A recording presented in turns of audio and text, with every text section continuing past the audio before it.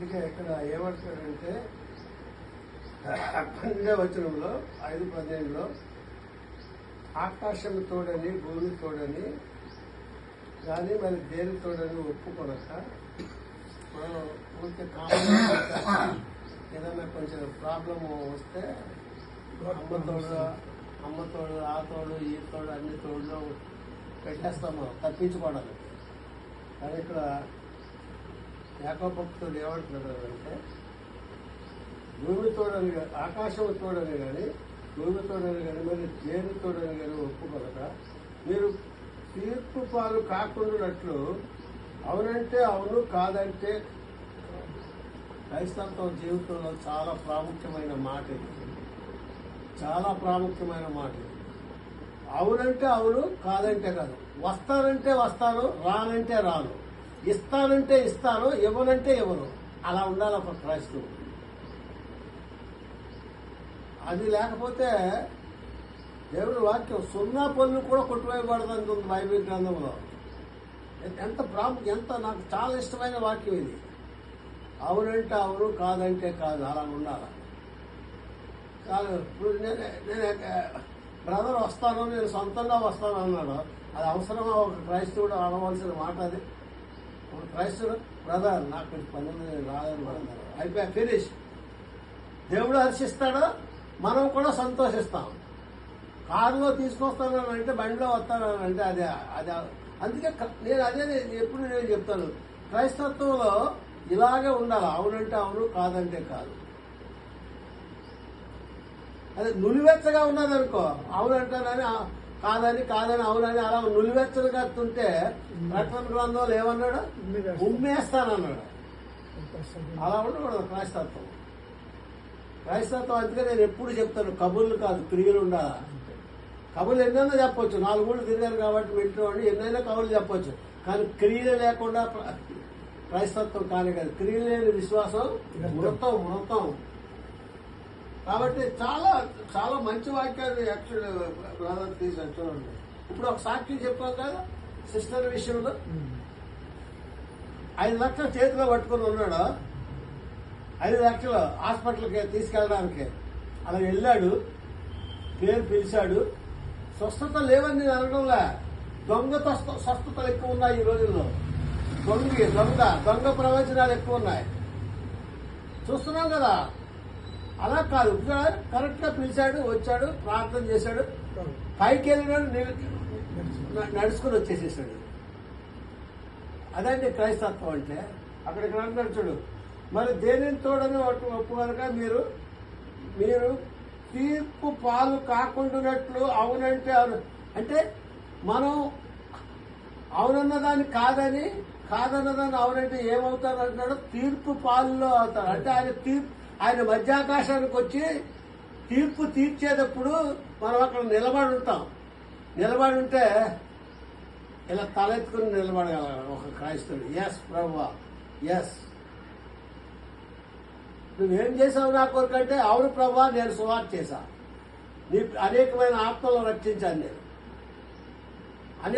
అనేక దిక్కులకి వెళ్ళి నీ పరిచయంలో పాల్గొన్నాను, బీదలను కనికరించాను, దీనులను దరిద్రులను వెధవరాలను కనికరించాను ప్రభువా అని అలా ధైర్యంగా చెప్పగలరు. అందుకే ఇక్కడ అంటున్నాడు ఆయన మీరు తీర్పు పాలు కాకుండానట్లు అవునంటే అవును కాదంటే కాదండి. తీర్పు చాలా భయంకరంగా ఉంటుంది బ్రదర్. తీర్పు మామూలు కాదు. తీర్పు judgement is the great warrior. అది ఆ జడ్జిమెంట్లు ఎలా ఉంటారంటే రక్షింపబడే వాళ్ళు కుడివైపున అంటే గొర్రెల వైపున, రక్షణ లేని వాళ్ళని ఎడమ వైపున మేకల వైపున ఉంచుతానన్నాడంట. అందుకే ఏమంటాడు యేసు ప్రభు అక్కడ ఏమంటాడు ఆ మాటలో? అప్పుడు మేకల వైపున వాడికేమో మరణ శిక్ష, భయంకరమైన మరణం ఉంటుంది. నా కొరకు ప్రయాసపడ్డ విశ్వాసులారా మీరు మీకు నిర్ణయించిన పరలోక రాజ్యానికి వెళ్ళమంటాడు. అదే మాకు వ్యతిరేకంగా దేవునికి వ్యతిరేకంగా బ్రతికావు కదా నువ్వు నరకానికి పొమ్మంటాడు. నరకం ఎలా ఉంటుంది? చల్లగా ఏసీలో ఉన్నట్టు ఉంటుందా? భయంకరమైన పరిస్థితులు ఉంటాయి నరకంలో. అగ్ని ఆరదు, పురుగు సావదు. అగ్ని అంటే అదే అగ్ని గంధకాలతో కూడిన అగ్ని ఉంటుంది అక్కడ, అగ్ని గంధకాలతో. కానీ ఈ పురుగు ఉంది కదా, ఈ పురుగు ఆత్మ ఎప్పుడు రోధిస్తానే ఉంటుంది. ఇక్కడ ఉన్నప్పుడు ఎవరికైనా కష్టం అయితే brother I will help you, don't worry అని అంటాం మనం. నేను కంఫర్ట్ చేస్తాను బ్రదర్, మీరేం కంగారు పడకలేదు, నేను హెల్ప్ చేస్తానంటాడు. నరకంలో ఎవరు వేదన వాళ్ళకే ఉంటుంది, ఒకడు ఆదరించుకోవడానికి ఉండదు అక్కడ. అందుకే ఇక్కడ కరెక్ట్ గా చెప్పాడు నిజంగా యాకోబు భక్తుడు అన్నాడు, అంటే ప్రార్థన అప్పుడు అతను ప్రార్థన చేయవలను, ఎవరికైనాను సంతోషము కలిగిన అతడు కీర్తన పాడవలను. ఎవడైనా రోగి ఉన్నాడా అతను ప్రభు పెద్దలను పిలిపించి వారు ప్రభు నామమును అతను నూనె రాసి అతని కొరకు ప్రార్థన చేయవలను అన్నాడు. ఇప్పుడు ఈరోజు మనం వచ్చింది దానికోసమే. బ్రదర్ రమ్మన్నాడు, వచ్చాం, 2 పాటలు పాడాం, వాక్యాన్ని పవిత్రమైన దేవుని వాక్యాన్ని మనం ధ్యానిస్తున్నాం. కాబట్టి ప్రార్థన అనేది చాలా ప్రాముఖ్యము. Prayerful life is a powerful life. Prayer ప్రసంగం ఎంతన్నా చేయొచ్చు బ్రదర్, ప్రసంగం చేయడం కంటే ప్రార్థించడం ముఖ్యమైన ఉంది. నేను ఆ కొటేషన్ మీకు ఒకసారి చదివి వినిపిస్తాను. ఆ కొటేషన్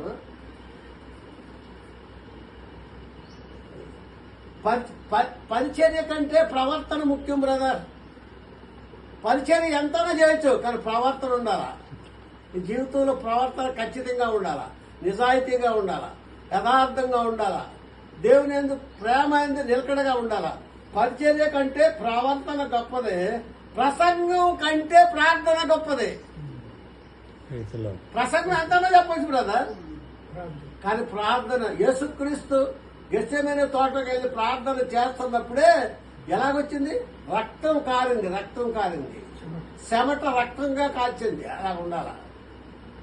నేను ఎప్పుడు చెప్తాను, నేను మీకు తెలుసు కదా, 4-5 సంఘాలు తిరుగుతూ ఉంటాను. నేను ఎల్ఏఎఫ్ సంఘాన్ని నేనే ఆయనకి 4 బ్రాంచ్లు ఉన్నాయి, మెయిన్ బ్రాంచ్ నేనే నడిపిస్తున్నాను.